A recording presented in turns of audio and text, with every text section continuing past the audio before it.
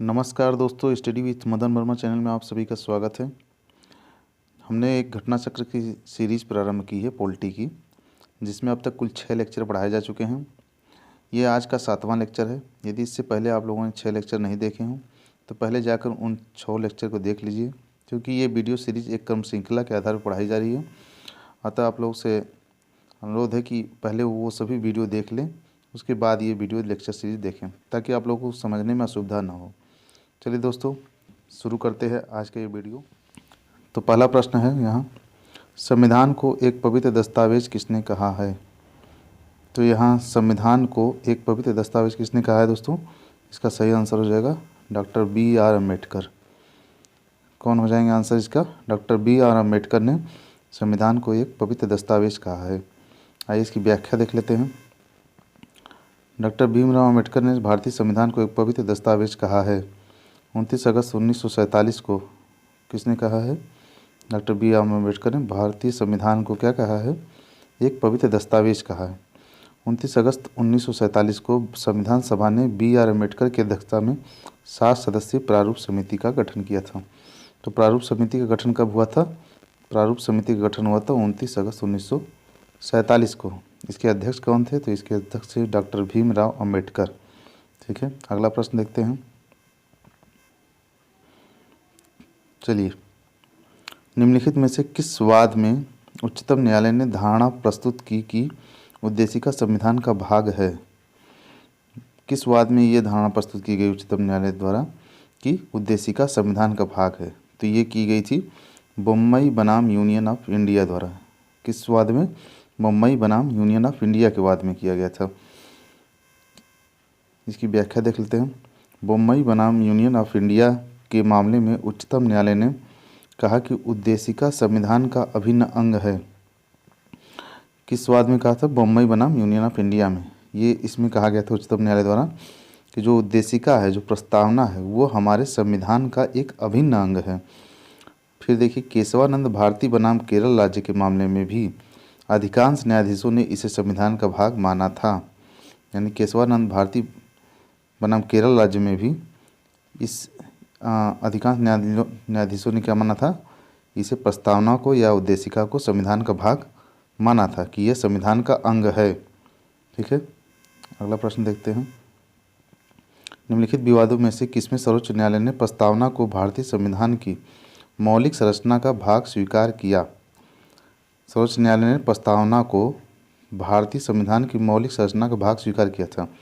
वही क्वेश्चन है, तो कब किया था? ये केशवानंद भारती विवाद में किया था। केशवानंद भारती बनाम जो है केरल राज्य था, उस विवाद में या उस वाद में ये सुप्रीम कोर्ट द्वारा माना गया कि प्रस्तावना क्या है, उद्देशिका क्या है, भारतीय संविधान का अंग है। देखिए यहाँ भी इसकी व्याख्या देख लेते हैं। केशवानंद भारती बनाम केरल राज्य 1973, ये मामला कब का था? 1973 का था। इस मामले में सर्वोच्च न्यायालय ने प्रस्तावना उद्देशिका को भारतीय संविधान की मौलिक संरचना का भाग स्वीकार किया। सर्वोच्च न्यायालय के शब्दों में, हमारे संविधान का प्रसाद उद्देशिका में वर्णित बुनियादी तत्वों पर खड़ा है। यदि इनमें से किसी भी तत्व को हटा दिया जाए तो सारा ढांचा ही ढह जाएगा, अर्थात संविधान वही नहीं रह जाएगा, अर्थात अपना व्यक्तित्व व पहचान खो देगा। यहाँ दोस्तों सुप्रीम कोर्ट का कहना था कि जो हमारी भारतीय संविधान की उद्देशिका है, वह पूरे संविधान की क्या है? बुनियादी तत्व है। उस उद्देशिका में पूरे संविधान का बुनियादी तत्व है, और उसी बुनियादी तत्व के आधार पर यह संविधान जो है हमारा टिका हुआ है। अगर इसे संविधान से अलग कर दिया जाए, इस ढांचे को अलग कर दिया जाए, तो वो संविधान ही नहीं रह जाएगा, वह अपना अस्तित्व, व्यक्तित्व खो देगा। ठीक है, चलिए अगला प्रश्न देख लेते हैं। भारत के संविधान के उद्देश्यों में से एक के रूप में आर्थिक न्याय का किसमें उपबंध किया गया है? तो आर्थिक न्याय की बात किसमें की गई जानते हैं आप लोग? ये उद्देशिका और राज्य के नीति निर्देशक तत्व में बात की गई है। ठीक है, उद्देशिका में तो बात की ही गई है, उसके अलावा राज्य के नीति निर्देशक तत्व में भी बात की गई है। उद्देशिका में क्या बात किया गया था? आपको सामाजिक न्याय, आर्थिक न्याय और राजनीतिक न्याय, 3 प्रकार के न्याय की बात की गई है। सामाजिक, आर्थिक और राजनीतिक प्रकार के न्याय की बात की गई है सब उद्देशिका में। इसकी व्याख्या देख लीजिए। भारतीय संविधान की उद्देशिका और राज्य की नीति निश्चक तत्व आर्थिक न्याय की परिकल्पना एवं उद्देश्य का उपबंध करते हैं। और उद्देशिका में न केवल आर्थिक न्याय बल्कि सामाजिक और राजनीतिक न्याय की भी बात की गई है। ठीक है, चलिए अगला प्रश्न देख लेते हैं। भारतीय संविधान की प्रस्तावना में जिन आदर्शों एवं उद्देश्यों की रूपरेखा दी गई है उनकी व्याख्या की गई है। जो भारतीय संविधान की प्रस्तावना है उसमें किन किन आदर्शों और उद्देश्यों की रूपरेखा दी गई है। मूल अधिकारों के अध्याय में, राज्य की नीति निश्चक सिद्धांतों के अध्याय में, मूल अधिकारों, राज्य की नीति निश्चक सिद्धांतों एवं मौलिक कर्तव्यों के अध्याय में। तो ये तीनों सही हो जाएगा। ठीक, जो प्रस्तावना में जो बातें कही गई हैं, यानी जो संविधान का हमारा उद्देश्य है, उद्देशिका में जो उद्देश्य दर्शाए गए उन उद्देश्यों की पूर्ति किससे किससे होती है। तो मूल अधिकारों के द्वारा होती है, राज्य की नीति निश्चक सिद्धांतों के द्वारा होती है और मौलिक कर्तव्यों के द्वारा होती है। इन्हीं अध्यायों में हमारे प्रस्तावना की रूपरेखा दी गई है। चलिए इसकी व्याख्या देख लेते हैं। संविधान का मुख्य उद्देश्य, संविधान का मुख्य उद्देश्य भारतीय जनता को सामाजिक, आर्थिक और राजनीतिक न्याय, विचार, मत, विश्वास, धर्म और उपासना की स्वतंत्रता, प्रतिष्ठा और अवसर की समानता का अधिकार दिलाना है। व्यक्ति का उत्कर्ष कहीं संपूर्ण राष्ट्र के उत्कर्ष में बाधक न बन जाए, इसलिए संविधान में बंधुत्व की भावना पर भी बल दिया गया है। ठीक है, यानी व्यक्ति की अपना उत्कर्ष, यानी उसका अपना विकास जो है संपूर्ण राष्ट्र के उत्कर्ष में बाधक न बन जाए, इसलिए बंधुत्व की भावना का विकास किया गया है या उस पर बल दिया गया है। इस प्रकार प्रस्तावना के जिन आदर्शों एवं उद्देश्यों की रूपरेखा दी गई है उनकी व्याख्या संविधान में आगे मूल अधिकारों, राज्य की नीति निश्चक सिद्धांतों तथा मौलिक कर्तव्यों के अध्याय में की गई है। यानी जो हमारे उद्देशिका का मूल उद्देश्य है कि हमारा भारतीय संविधान का निर्माण किस लिए किया गया है, हमें भारतीय संविधान के निर्माण की आवश्यकता क्यों पड़ी, उसका क्या उद्देश्य होगा, भविष्य में चलकर वो देश के विकास में किस प्रकार से अपना योगदान देगा, तो वो सभी उद्देश्य जो है हमारे उद्देशिका में बताए गए हैं। और इन उद्देश्यों की पूर्ति किसके माध्यम से होती है, तो ये मूल अधिकारों, राज्य की नीति निश्चक सिद्धांतों एवं मौलिक कर्तव्यों के अध्याय में होती है। चलिए अगला प्रश्न देख लेते हैं। निम्नलिखित में से कौन एक भारतीय संविधान के उद्देश्यों को प्रतिबिंबित करता है। निम्नलिखित में से कौन एक भारतीय संविधान के उद्देश्यों को प्रतिबिंबित करता है। तो इसमें से कौन करता है, वह है संविधान की प्रस्तावना। जो संविधान की प्रस्तावना है वो भारतीय संविधान के उद्देश्यों को प्रतिबिंबित करता है, जैसा कि अभी आप लोगों ने ऊपर देखा व्याख्या में। ठीक है, अगला प्रश्न देख लेते हैं। संविधान में दिया गया आमुख, आमुख का मतलब क्या है, आमुख का मतलब यहाँ उद्देशिका से है। ठीक है, प्रस्तावना से है। चलिए इसमें क्या दिया गया है कि न्यायालय में लागू नहीं होता है, तो ये क्या है, सही है कि न्यायालय में इसे परिवर्तनीय नहीं कराया जा सकता। ठीक, लागू नहीं किया जा सकता। महत्वपूर्ण है और इसकी उपयोगिता है, ये भी बात सही है कि महत्वपूर्ण और इसकी उपयोगिता भी है। शासन करने के उद्देश्यों को उल्लिखित करता है, ये भी सत्य है, यानी उद्देश्य बताता है कि किस प्रकार से शासन किया जाए, शासन का उद्देश्य क्या हो। संविधान के कानूनी अर्थ निर्णय में सहायता करता है, तो संविधान के कानूनी अर्थ निर्णय में, यानी जब संविधान का कोई विवादास्पद कोई नियम या कानून जहाँ स्पष्टीकरण नहीं हो पाता है किसी प्रावधान का, तो वहाँ उद्देशिका की से सहायता ली जाती है। ठीक है, ताकि वो स्पष्ट हो सके वो प्रावधान। तो ये भी सही है, यानी यहाँ पे चारों विकल्प, चारों इसके जो कथन है वो सत्य है। तो इसमें से आंसर कोई भी नहीं दिया गया है। ठीक, इसकी व्याख्या देख लेते हैं।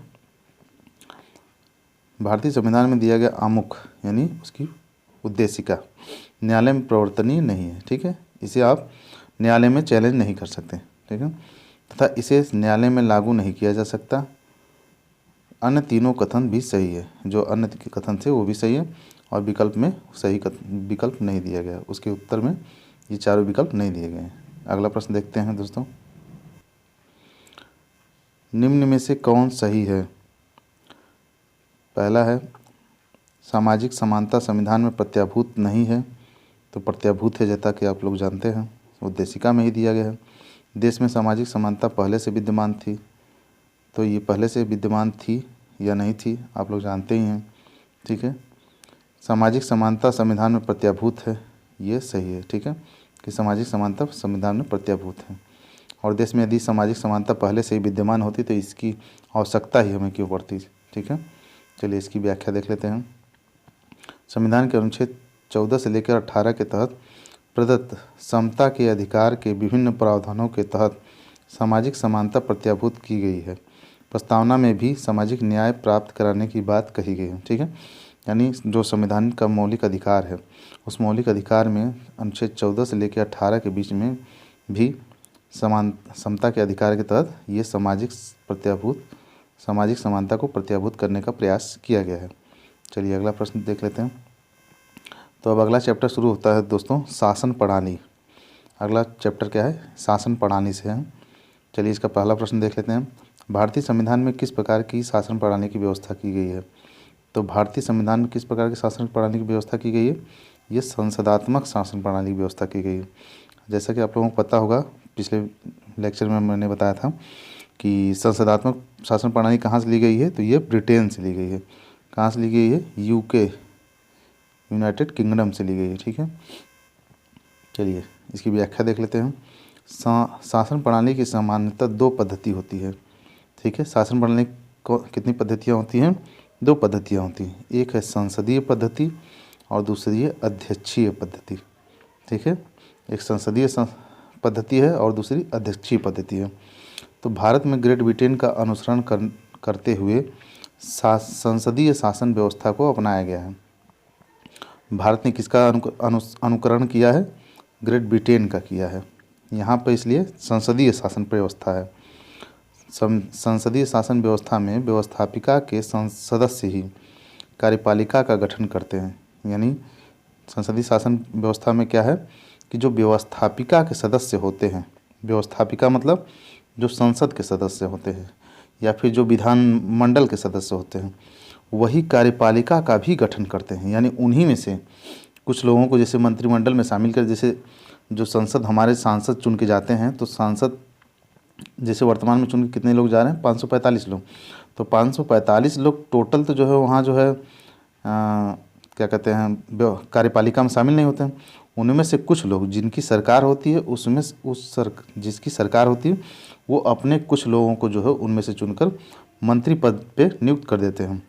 उन्हें चुनकर एक मंत्रिमंडल का निर्माण किया जाता है, जिसके द्वारा जो है जिसे कार्यपालिका कहा जाता है। और यही कार्यपालिका हमारे देश की शासन व्यवस्था को संचालित करती है, ठीक है। देखिए, तथा कार्यपालिका व्यवस्थापिका के प्रति उत्तरदायी होती है। जो ये मंत्रिमंडल बनता है, जिसका निर्माण किया जाता है, ये क्या होती है? व्यवस्थापिका के प्रति उत्तरदायी होती है, यानी संसद के प्रति या लोकसभा के प्रति जवाबदेह होती है, ठीक है। चलिए अगला प्रश्न देख लेते हैं। निम्नलिखित में से कौन सी भारतीय संविधान की उद्देशिका नहीं है? तो भारतीय संविधान की उद्देशिका क्या है? ये अध्यक्षात्मक सरकार का नहीं है। भारतीय संविधान की जो विशेषता है, जो भारतीय संविधान की विशेषता, इसमें से क्या नहीं है? अध्यक्षात्मक सरकार की विशेषता नहीं है। यह अध्यक्षात्मक सरकार कहाँ है? ये अमेरिका में है, यूएसए में है। अध्यक्षात्मक सरकार यूएसए में है, ठीक है। बाकी जो है इसकी व्याख्या देख लेते हैं। अध्यक्षात्मक सरकार भारतीय संविधान की विशेषता नहीं है, ठीक। यह यहाँ भारत में नहीं पाया जाता है। जबकि संसदात्मक सरकार यानी शासन प्रणाली, संघात्मक सरकार यानी शासन प्रणाली तथा स्वतंत्र न्यायपालिका भारतीय संविधान की विशेषता है। ये तीनों विशेषताएं भारतीय संविधान में पाई जाती हैं। अगला प्रश्न देख लीजिए। भारत में संसदीय प्रणाली की सरकार है क्योंकि लोकसभा जनता द्वारा प्रत्यक्ष रूप से निर्वाचित होती है, संसद संविधान का संशोधन करती है, राज्यसभा को भंग नहीं किया जा सकता, मंत्रिपरिषद लोकसभा के प्रति उत्तरदायी होती है। तो यहाँ मंत्रिपरिषद लोकसभा के प्रति उत्तरदायी होती है। इससे यह साबित होता है कि भारत में संसदीय प्रणाली की सरकार है, ठीक है। चलिए इसकी व्याख्या देख लेते हैं। भारत में संसदीय प्रणाली की सरकार है क्योंकि मंत्रिपरिषद लोकसभा के प्रति उत्तरदायी है, ठीक। जो मंत्रिपरिषद होती है वो लोकसभा के प्रति उत्तरदायी होती है। संसदीय शासन प्रणाली को मंत्रिमंडलीय व्यवस्था भी कहा जाता है। जो संसद की शासन प्रणाली है उसे मंत्रिमंडलीय व्यवस्था भी कहा जाता है। इन शासन व्यवस्था में संसद विधि निर्माण की सर्वोच्च संस्था होती है। जो संसद होती है वो क्या होती है? विधि निर्माण की सर्वोच्च संस्था होती है। कार्यपालिका अपने सभी कार्यों के लिए संसद के प्रति उत्तरदायी होती है। कार्यपालिका सदस्य संसद के सदस्य होते हैं। जो कार्यपालिका के सदस्य होते हैं वो किसके सदस्य होते हैं? संसद के सदस्य होते हैं, क्योंकि इन्हीं में से तो सांसद चुन के जाते हैं, इन्हीं में से तो मंत्री बनाया जाता है, मंत्री पद पर उन्हें नियुक्त किया जाता है। कार्यपालिका तभी तक सत्तारूढ़ या कार्यरत रहती है जब तक उसे संसद लोकसभा का विश्वास प्राप्त है। संसद में भी किसका विश्वास प्राप्त है?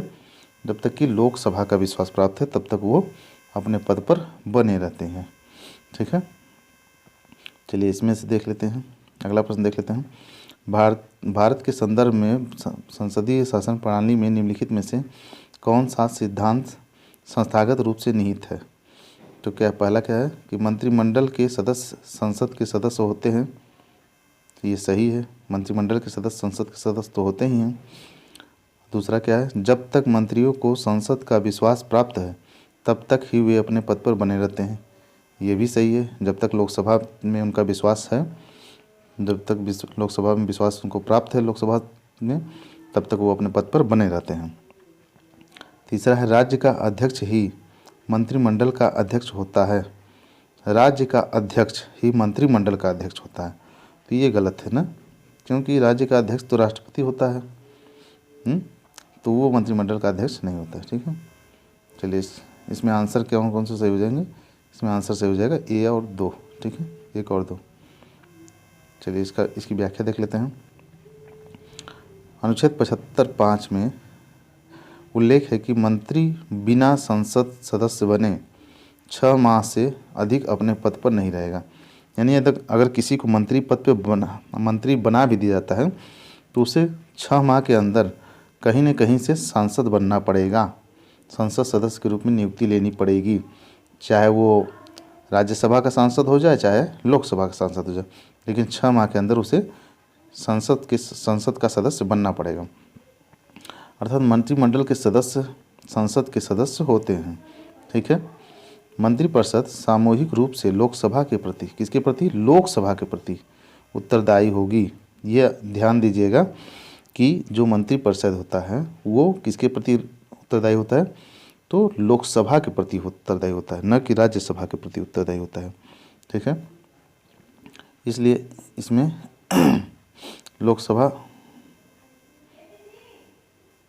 लोकसभा संसद का भाग है। 75(3) में ये दिया गया है, क्योंकि लोकसभा संसद का भाग है। राज्य का अध्यक्ष क्या होता है? राष्ट्रपति होता है। जो राज्य का अध्यक्ष होता है वो राष्ट्रपति होता है, जबकि मंत्रिमंडल की अध्यक्षता प्रधानमंत्री करता है। ठीक है, मंत्रिमंडल की अध्यक्षता कौन करता है? वो प्रधानमंत्री करता है। और जबकि राज्य का अध्यक्ष किसे माना जाता है? तो वो राष्ट्रपति को माना जाता है। चलिए अगला प्रश्न देख लेते हैं। संसदात्मक शासन प्रणाली व्यवस्था में क्या है? न्यायपालिका का कार्यपालिका पर नियंत्रण होता है, कार्यपालिका का न्यायपालिका पर नियंत्रण होता है, तो कार्यपालिका का विधायिका पर नियंत्रण होता है, तो विधायिका का कार्यपालिका पर नियंत्रण होता है। तो इसमें से सही कौन सा हो जाएगा? डी सही हो जाएगा, विधायिका का कार्यपालिका पर नियंत्रण होता है। ठीक है, क्या आंसर इसमें सही हो जाएगा? विधायिका का कार्यपालिका पर नियंत्रण होता है। चलिए अगला प्रश्न देख लेते हैं। राष्ट्रपति पद्धति में समस्त कार्यपालिका की शक्ति निहित होती है। तो समस्त राष्ट्रपति पद्धति में कार्यपालिका की शक्ति समस्त कहाँ निहित होती है? तो ये राष्ट्रपति में ही निहित होती है। ठीक है, इसकी व्याख्या देख लीजिए। राष्ट्रपति शासन पद्धति में समस्त कार्यपालिका की शक्ति राष्ट्रपति में निहित होती है। इस शासन पद्धति को अध्यक्षात्मक शासन पद्धति कहते हैं। और यह अध्यक्षात्मक शासन पद्धति कहाँ है? तो यह है USA में। ठीक है, अमेरिका में। ये राष्ट्रपति शासन पद्धति कहाँ है? अमेरिका में है। और इसमें कार्यपालिका की सारी शक्तियाँ किसके अंतर्गत होती हैं? राष्ट्रपति में होती हैं। चलिए अगला प्रश्न देख लेते हैं। भारत में राजनीतिक व्यवस्था के मूलभूत लक्षण हैं। तो इसमें कौन कौन से मूलभूत लक्षण हैं भारतीय राजनीतिक व्यवस्था के? पहला, यह एक लोकतांत्रिक गणतंत्र है। तो ये कथन सही है कि ये लोकतांत्रिक गणतंत्र है। दूसरा, इसमें संसदात्मक रूप की सरकार है।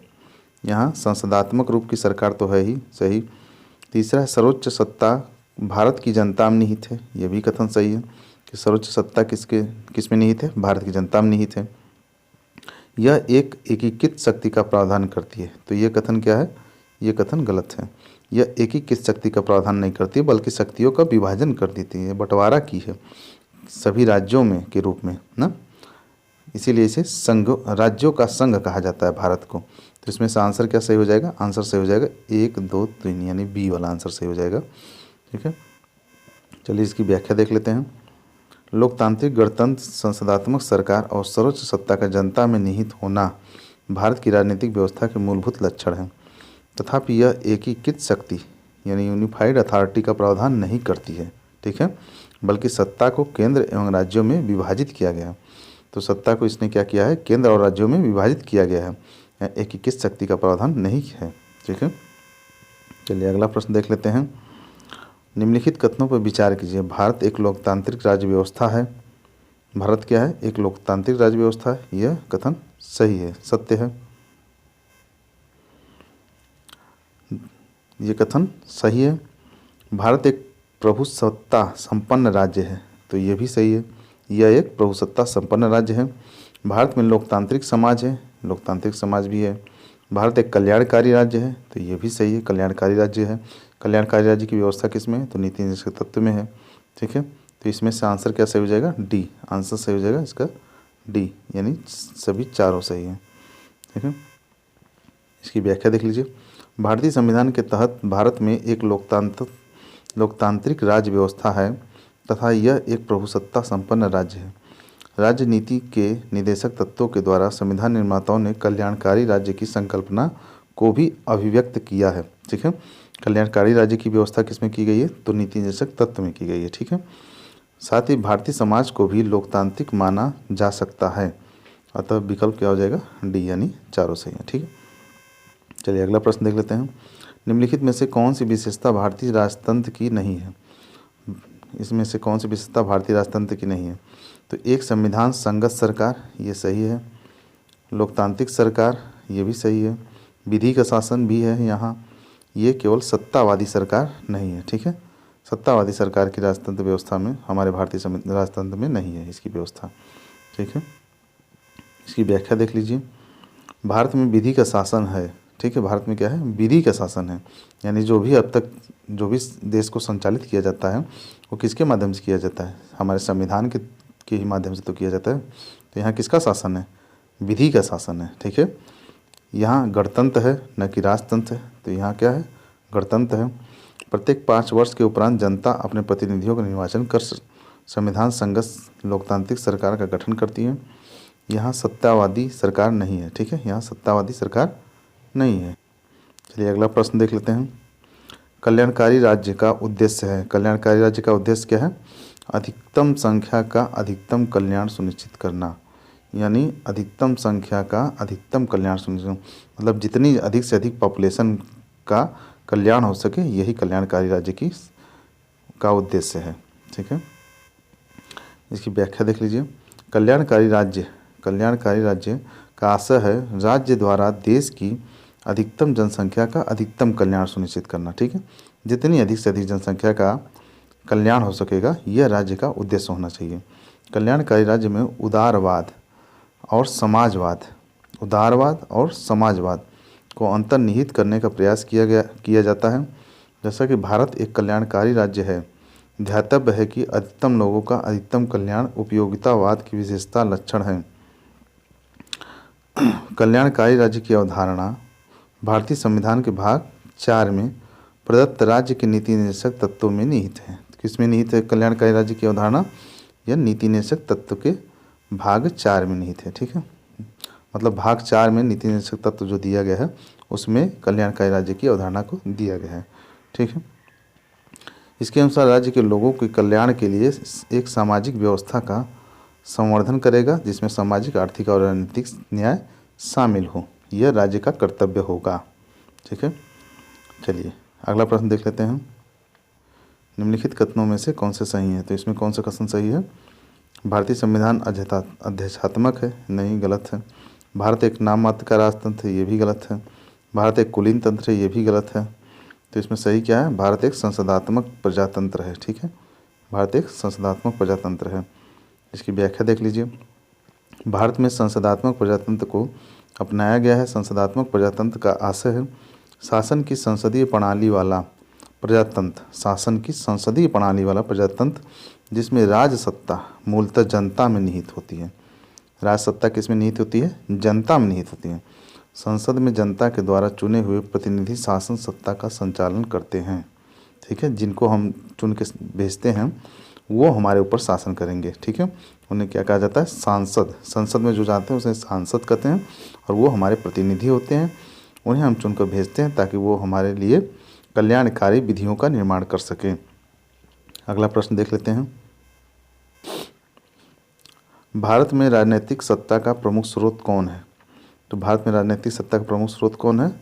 जनता है। जैसा कि अभी आप लोगों ने व्याख्या पढ़ा है कि भारत में जो शक्ति का भारत की शासन प्रणाली की जो शक्ति है किसमें निहित है? तो वो जनता में निहित होती है। ठीक है, तो इसकी व्याख्या देख लेते हैं। भारत में राजनीतिक सत्ता का प्रमुख स्रोत कौन है? तो वो है जनता, क्योंकि भारत का संविधान आरंभ होता है हम भारत के लोग से। ठीक है, भारत का संविधान कहाँ से प्रारंभ होता है? हम भारत के लोग से। साथ ही भारत एक लोकतंत्रात्मक राज्य है, अर्थात भारत में राज सत्ता जनता में निहित होती है। राज सत्ता किसमें निहित होती है? तो जनता में निहित होती है। जनता को अपने प्रतिनिधि निर्वाचित करने का अधिकार है, जो जनता के स्वामी न होकर सेवक होते हैं। यानी जो हमारे प्रतिनिधि होते हैं वो जिनको हम निर्वाचित करते हैं वो जनता क्या होते हैं? स्वामी नहीं होते हैं बल्कि सेवक होते हैं और उन्हें सेवक के रूप में कार्य करना चाहिए। ठीक है, चलिए अगला प्रश्न देख लेते हैं। निम्नांकित में से कौन एक अध्यक्षात्मक शासन प्रणाली का आधारभूत तत्व है? तो इसमें एक आधारभूत तत्व क्या है? एकल कार्यपालिका। ठीक है, वहाँ एकल कार्यपालिका होती है, यही उस अध्यक्षात्मक शासन प्रणाली का आधारभूत तत्व है। इसकी व्याख्या देख लीजिए। अध्यक्षात्मक शासन प्रणाली का आधारभूत तत्व एकल कार्यपालिका है। ठीक है, इसमें सत्ता केंद्रीकृत होती है। ठीक, यानी सब कुछ सर्वोच्च शक्ति किसके अंतर्गत होती है? राष्ट्रपति के ही अंतर्गत होती है। राष्ट्रपति में ही निहित होती है पूरी शक्ति। ठीक है, यह एकल कार्यपालिका होती है यहाँ पे। इसकी अगला प्रश्न देख लीजिए। निम्नलिखित में से कौन सा सही है या अधिष्ठात्मक शासन प्रणाली की विशेषता है? इसमें से अधिष्ठात्मक शासन प्रणाली की कौन कौन सी विशेषता है? कार्यकारी का प्रमुख राष्ट्रपति होता है, ये भी सही है। राष्ट्रपति अपने मंत्रिपरिषद का चयन स्वयं करता है, ये भी सही है। राष्ट्रपति वहाँ मंत्रिपरिषद का चयन स्वयं करता है। राष्ट्रपति व्यवस्थापिका को भंग नहीं कर सकता, जो राष्ट्रपति है वो व्यवस्थापिका को भंग नहीं कर सकता। यह सभी कथन सत्य हैं। ठीक है, चलिए इसकी व्याख्या देख लेते हैं। अधिष्ठात्मक शासन प्रणाली की विशेषता है कि कार्यकारिणी का प्रमुख राष्ट्रपति होता है। जो कार्यकारिणी है उसका प्रमुख कौन होता है? राष्ट्रपति होता है। यह अधिष्ठात्मक शासन प्रणाली की विशेषता होती है। राष्ट्रपति अपने मंत्रिपरिषद का चयन स्वयं अपने विवेक से करता है। ठीक है, किसके साथ उसको कार्य करना है, कौन कौन से उसके मंत्रिमंडल में शामिल होंगे, वो राष्ट्रपति स्वयं अपने विवेक से उनको चयनित करता है। राष्ट्रपति व्यवस्थापिका को भंग नहीं कर सकता। ठीक है, इसमें राष्ट्रपति व्यवस्थापिका को भंग नहीं कर सकता। ये सभी कथन सही हैं। चलिए अगला प्रश्न देखते हैं। भारत में प्रजातंत्र इस तथ्य पर आधारित है कि किस पर आधारित है प्रजातंत्र? जनता को सरकारों को चुनने तथा बदलने का अधिकार प्राप्त है। जनता को क्या अधिकार प्राप्त है? सरकारों को चुनने तथा बदलने का अधिकार प्राप्त है। इसकी व्याख्या देख लीजिए। भारत में प्रजातंत्र इस तथ्य पर आधारित है कि जनता को सरकारों को चुनने तथा बदलने का अधिकार है, अर्थात जनता अपने मतदान के अधिकार के द्वारा ही प्रतिनिधियों का चुनाव करती है। ये प्रतिनिधि ही शासन संस्था को संचालित करते हैं। जब ये प्रतिनिधि जनता के कल्याण एवं शासन सत्ता का संचालन सही उचित तरीके से नहीं करते, तब जनता चुनाव समय समय पर जो चुनाव होते हैं उसके माध्यम से सत्तारूढ़ सरकार को पराजित कर हटा देती है। ठीक है, तो जनता अपने अनुसार अपने प्रतिनिधियों को चुनकर शासन सत्ता को संचालित करवाती है। ठीक है, चलिए अगला प्रश्न देखते हैं। निम्नलिखित में से किनसे विधि निर्धारण होता है कि भारत का संविधान परिसंघीय है? ये किससे पता चलता है कि भारत का संविधान परिसंघीय है? तो ये केंद्र और राज्यों के बीच शक्तियों के वितरण से पता चलता है। ठीक है, जो केंद्र और राज्यों के बीच शक्ति का बंटवारा किया गया है उसी से पता चलता है कि भारत एक परिसंघ है यानी संघ है। कोई राज्य संघात्मक है अथवा एकात्मक, यह संविधान द्वारा संघ और राज्यों के मध्य शक्तियों के विभाजन के आधार पर जाना जाता है। ठीक, कोई भी राज्य हो, कोई भी देश हो, वह संघात्मक राज्य है या एकात्मक राज्य है, यह कैसे पता चलेगा? यह पता चलेगा जो केंद्र और राज्य के बीच शक्तियों का विभाजन होता है उसके माध्यम से पता चलता है। ठीक है, यदि संघ एवं राज्यों के मध्य शक्तियों का विभाजन है तो उस राज्य को संघीय राज्य कहा जाता है। जहाँ पर शक्तियों का विभाजन होता है उसे क्या कहा जाता है? संघीय राज्य। भारत का संविधान परिसंघीय है क्योंकि केंद्र और राज्यों के बीच शक्तियों का वितरण किया गया है। ठीक है, यहाँ पर क्या किया गया है? केंद्र और राज्यों के बीच शक्तियों का वितरण किया गया है। चलिए अगला प्रश्न देख लेते हैं। भारतीय संविधान कैसा है? तो भारतीय संविधान अंशतः कठोर और अंशतः लचीला है। ठीक है, न तो पूरी तरह से कठोर है ना ही पूरी तरह से लचीला है, क्योंकि इसमें समय समय पर संविधान का संशोधन भी किया जाता है। इसकी व्याख्या देख लेते हैं। भारतीय संविधान को कठोर एवं नम्य का मिश्रण माना जाता है, अतः यह अंशतः कठोर और अंशतः लचीला संविधान है। इसके कतिपय उपबंधों को संसद द्वारा साधारण बहुमत से ही संशोधित किया जा सकता है, जबकि अन्य के संशोधन के अनुच्छेद 368 के अधीन 2/3 बहुमत की आवश्यकता होती है। साथ ही कुछ उपबंधों के संशोधन के लिए संसद के विशेष बहुमत के अतिरिक्त आधे से अन्यून राज्यों का अनुसमर्थन भी आवश्यक होता है। यानी यहाँ संशोधन भी 3 प्रकार से होते हैं। अनुच्छेद 368 के तहत 3 प्रकार से संशोधन होते हैं। एक तो साधारण बहुमत से संशोधन हो जाता है। ठीक है, एक होता है क्या कि जो सदस्य हैं उन संसद के सदस्यों के 2/3 से अधिक बहुमत की आवश्यकता पड़ती है। एक ये संशोधन हो गया दूसरा तरीका। और तीसरे जो कठिन संशोधन है विशेष बहुमत द्वारा, ये संसद के विशेष बहुमत के अतिरिक्त आधे से अधिक राज्यों का भी इसमें समर्थन होना चाहिए, तब जाके संशोधन होता है। ठीक है, तो ये थोड़ा सा कठिन बनाता है। चलिए अगला प्रश्न देख लेते हैं। भारत की संसदीय शासन प्रणाली एवं ब्रिटेन की संसदीय शासन प्रणाली में अंतर का बिंदु निम्नलिखित में से कौन है? तो ये क्या है?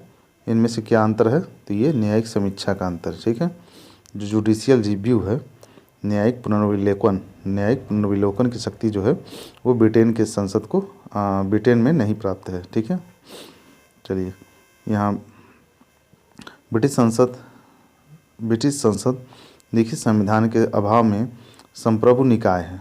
ठीक है, जबकि भारतीय संसद की शक्तियाँ एवं कार्यपालिका संविधान की सीमाओं के अधीन है जिनकी न्यायिक समीक्षा की जा सकती है। ठीक है, जो कार्यपालिका की है जो संविधान की सीमाएं हैं उनकी न्यायिक समीक्षा की जाती है न्यायालय द्वारा, सर्वोच्च न्यायालय के द्वारा जो है। ठीक है, और ये चूँकि ये जुडिशियल रिव्यू कहाँ से लिया गया है? तो ये लिया गया है यूएसए से। ठीक है, ये यूएसए से लिया गया है, इसलिए ब्रिटेन में यह नहीं प्राप्त है। ये दोनों हमारे भारतीय संविधान और ब्रिटेन में अंतर है। चलिए अगला प्रश्न देख लेते हैं। कथन और कारण दिया गया है। कथन क्या है? भारत के संविधान में एक संघीय प्रणाली का प्रावधान है। तो भारत के संविधान में एक संघीय प्रणाली का प्रावधान है, ये कथन सही है।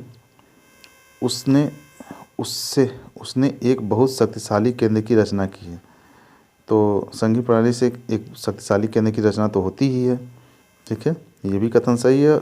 कथन और कारण दोनों सही है। ठीक है, लेकिन यहाँ पे आंसर क्या सही होगा? कथन से कारण का कुछ लेना देना नहीं है। ठीक है, इसलिए आंसर बी सही हो जाएगा। कथन और कारण दोनों सही है, लेकिन आर कथन कारण का सही स्पष्टीकरण नहीं है। ठीक है, इसकी व्याख्या देख लेते हैं। भारतीय संविधान एक संघीय प्रणाली का प्रावधान करता है। एक किसका प्रावधान करता है? एक संघीय प्रणाली का प्रावधान करता है, क्योंकि केंद्र और राज्यों के मध्य शक्तियों का स्पष्ट विभाजन है। केंद्र और राज्य के बीच शक्ति का स्पष्ट विभाजन है। यद्यपि यह पूर्ण संघ नहीं है, क्योंकि इसके कई प्रावधान एक शक्तिशाली केंद्र की रचना करते हैं। इसलिए ए और आर दोनों सही, किंतु कथन कारण का सही व्याख्या नहीं है।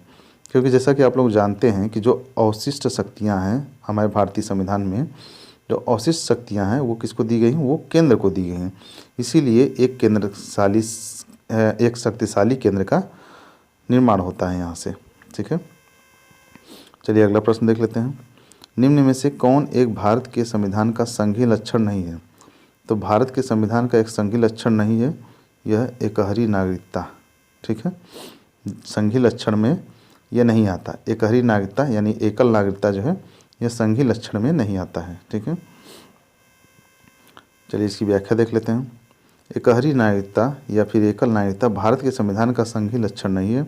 भारतीय संविधान में एकात्मक और संघात्मक दोनों ही विशेषताएं मौजूद हैं। ठीक है, यानी जो भारतीय संविधान है उसमें एकात्मक का भी लक्षण पाया जाता है और संघात्मक का भी लक्षण पाया जाता है। जो एकल नागरिकता है यह किसका लक्षण है? यह एकात्मक का लक्षण है। भारतीय संविधान के संघात्मक लक्षणों में क्या क्या है? जो संघात्मक लक्षण उसमें क्या क्या है? तो लिखित संविधान, कठोर संविधान, केंद्र तथा राज्यों में शक्तियों का वितरण, न्यायपालिका की सर्वोच्चता, स्वतंत्रता, द्विसदनीय विधानमंडल आदि, ये सब क्या है? ये सब संघात्मक लक्षण हैं। जबकि एकात्मक लक्षणों के अंतर्गत क्या क्या आता है? तो इसमें एकल नागरिकता, राज्यपालों की राष्ट्रपति द्वारा नियुक्ति, आपातकाल की घोषणा, समझौतों को लागू करने में संसद की शक्ति आदि, ये सब क्या है? ये सब एकात्मक लक्षण है। ठीक है, जो एकल नागरिकता है ये सब क्या है? राज्यपाल की राष्ट्रपति द्वारा नियुक्ति होती है, आपातकाल की घोषणा, ये सब जो है एकात्मक लक्षण है। ठीक, अगला प्रश्न देख लेते हैं। भारत में संघीय व्यवस्था से संबंधित निम्न कथनों में से कौन सा सही है? इसमें से संघीय व्यवस्था संबंधित कौन कौन से कथन सही हैं? तो पहला कथन है कि संविधान शासन की मूल संरचना के लिए एक संघीय व्यवस्था की प्रस्तावना करता है, तो ये सही है। ठीक है, जो संविधान है वह शासन की मूल संरचना के लिए एक संघीय व्यवस्था का प्रस्तावना करता ही है। दूसरा है एकात्मक झुकाव का उसमें सशक्त मिश्रण है। एकात्मक झुकाव तो पाया ही जाता है भारतीय संविधान में। तीसरा है दोनों संघ तथा राज्य विधायिकाएं प्रभुत्व संपन्न हैं। दोनों संघ तथा राज्य विधायिकाएं प्रभुत्व संपन्न हैं, ये कथन। तो यहाँ 1 और 2 सही है, तीसरा कथन सही नहीं है। चौथा है विधायिकी, वित्तीय व न्यायिक शक्तियाँ संघ तथा उसकी इकाइयों के मध्य विभाजित कर दी गई हैं। तो ये भी चौथा भी कथन सही नहीं है कि विधायिकी और वित्तीय और न्यायिक शक्तियाँ संघ तथा उसकी इकाइयों में विभाजित कर दी गई हैं। तो इसमें से केवल 1 और 2 सही हो जाएंगे। इसकी व्याख्या देख लेते हैं। इसमें आंसर सही क्या हो जाएगा? आंसर सही हो जाएगा बी, केवल 1 और 2। इसकी व्याख्या देख लीजिए। भारतीय संविधान द्वारा शासन की मूल संरचना के लिए एक संघीय व्यवस्था की प्रस्तावना की गई है।